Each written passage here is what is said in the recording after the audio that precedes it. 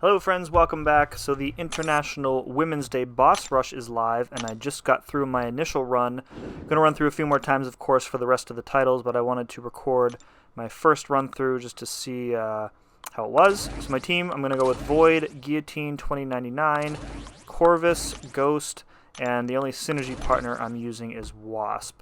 So I'll kind of pop in at the beginning of every fight to talk about kind of my strategy here. Maybe some of the nodes that are on the fight. So the first fight up is this X23. She has Matador, Spite, Godslayer, and Indomitable.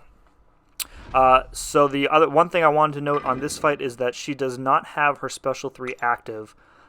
So you might look at this fight initially and say, wow, you know, Spite kind of sucks, especially if she's being passive and not throwing her specials.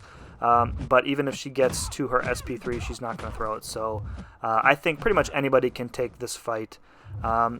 Matador isn't really difficult. You just kind of have to hope that she uses specials in order to get yours. Godslayer, you know, don't get hit, rule number 1. And then Indomitable just prevents you from heal reversing her, which isn't really a huge deal because X23's regen really isn't that strong. So I'll let this finish up, and then we'll head up to Medusa.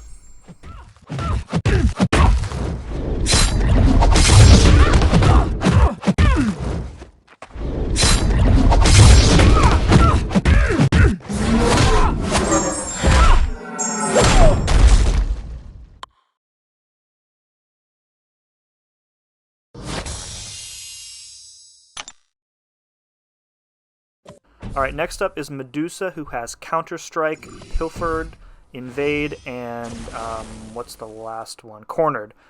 So this is definitely a Corvus fight. The objective here is basically just to continuously hit into a block. There's no parry, so if you get auto-blocked accidentally, it actually kind of works in your favor.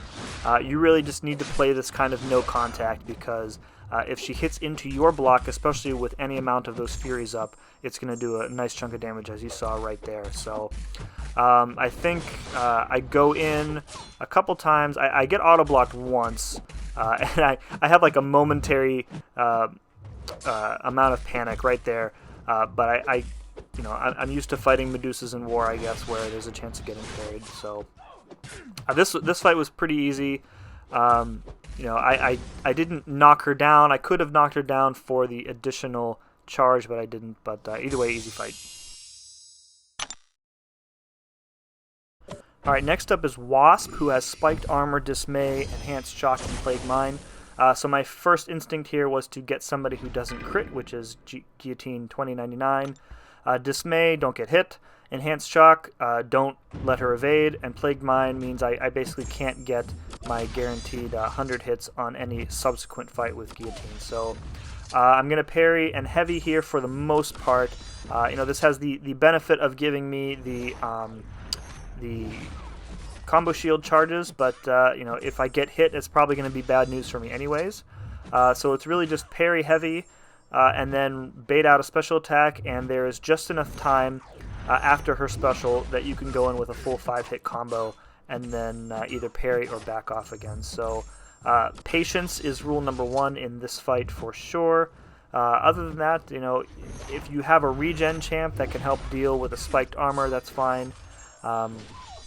You could use somebody like Blade and do a method I think I might have coined the name of Blade and Fade, and just continuously parry her to bleed her down. That will save you the spiked armor damage.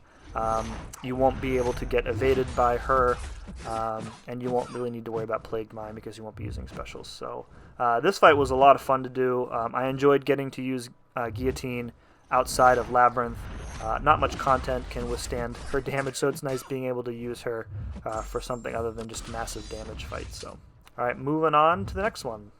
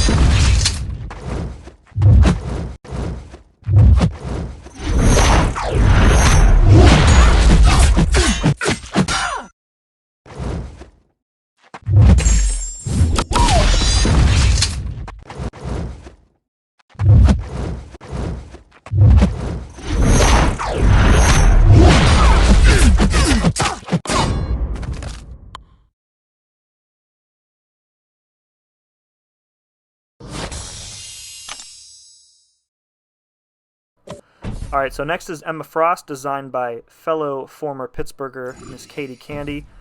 So Emma has Kinetic Transference, Oscillate, Enhanced Special 1, and Aggression Regen.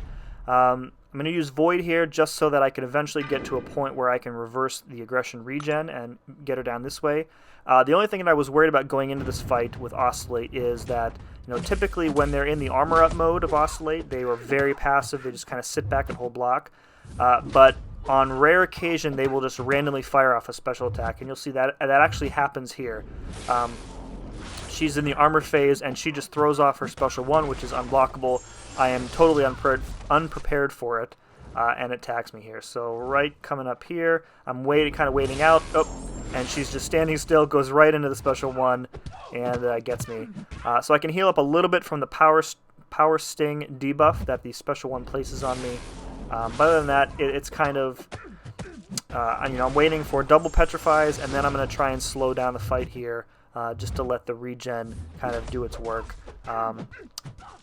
This kind of method of reversing her healing, it's not really risky, but when she's in the Fury mode, she's very aggressive, so it's easy to kind of lose all of your spacing and get backed up into the wall. So if you have the opportunity to kind of hit into her block, and I could have played this better because she's right below a bar of power. If I hit into her block any additional times, it was going to give her another special attack, which I didn't really want to do. So just kind of racing against the clock here. The degen is ticking her down pretty quickly. It needed to create some space for me. I felt myself getting backed up against the wall, but she goes down. So that was a really fun fight.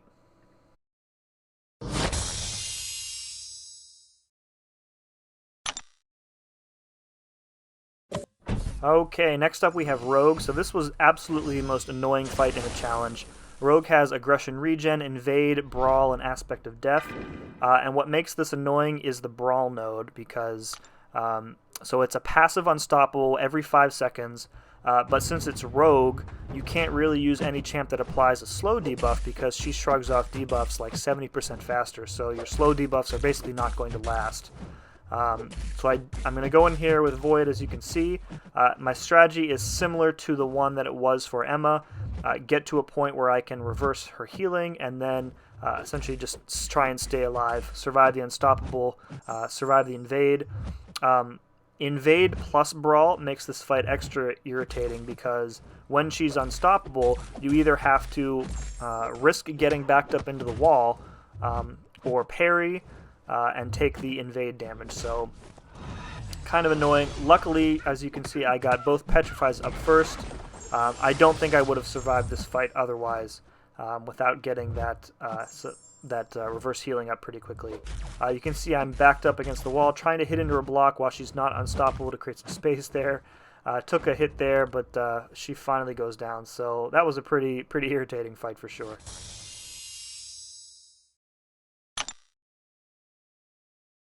Alright, and just like that, we are at the final boss. Going to grab our title gift here. So I think I scanned through the titles here. I think I end up going with Top Banana from Laura Grant. So I'll definitely go through the challenge, 5 or 6 more times to get all the titles for sure. But the banana one is pretty great, so... Alright, so Claire is the final boss. She has Mighty Charge, Safeguard, Empowered Immunity, Matador, and Curse of Death. I'll be honest, I went in with Ghost here because I completely forgot about Safeguard. And I'm like, why am I not doing any damage? And then I tried an Intercept and forgot about Mighty Charge, so a really, really bad start for me. So Ghost can do this fight. It's just going to be pretty lengthy. As long as you kind of let yourself phase through the SP1, 100 hits is not that bad. I do end up taking a death at the very end of this fight when Claire has like 4 or 5% left. I forget exactly how it happens, but there are definitely better options for this fight than Ghost. You don't really want to use somebody with a lot of debuffs because when Claire goes unstoppable from Mighty Charge, she will purge them all and gain power that way. So this fight is really more about just using straight up like damage champions and just kind of playing with Safeguard. this fight was pretty well designed, I think. If you don't manage Claire's power well enough, she's going to get her SP3 pretty quickly. So yeah, this was probably my second favorite fight, I think, of all of them. I like Claire a lot, both as as an attacker when I'm using her. I love her animations. As a defender, she requires some interesting counters depending on the node she's placed on. So yeah, that's about it, and so I'll let the rest of the video play out. There's 10,000 shards at the end, but I'm saving them for a big opening, maybe in a couple weeks, so no rewards at the moment. So thanks to all of the ladies who designed these fights. The challenge was really fun. I had a good time doing it, and I'm going to have a good time doing it again a few more times. So like this video if you liked my gameplay here, and make sure you sub, and let me know what your favorite fight in a challenge was, and I'll let the video play out. Thanks again for watching. We'll see you again next time.